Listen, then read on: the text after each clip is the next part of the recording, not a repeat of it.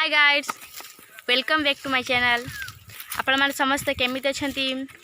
I hope कि आपण माने समस्ते भलरे थिबे। तो यहाँ मोर हूँ फास्ट ब्लॉग वीडियो।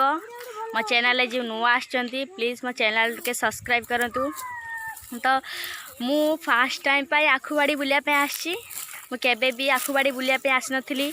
मो भाई भौणी माने आखुबाड़ी बुलिया पे आसती कहते दीदी चाल तू आखुबाड़ी बुलिया पे जेबू, किंतु मो पास समय न था बोली मु आखुबाड़ी बुलिया पे आसेनी।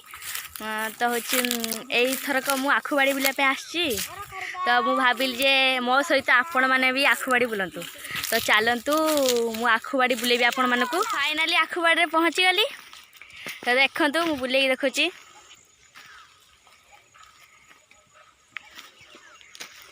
आखुबाड़ी रे पहुँची गली।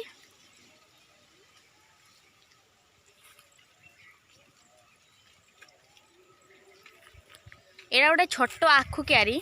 तो एति ही देखा आउरी सेपटे अच्छी है टे संध्या आइलानी। तो बण हेटी थी तो से लगे आम जापारनु। तो ये देखी दूचे आपण मानकु।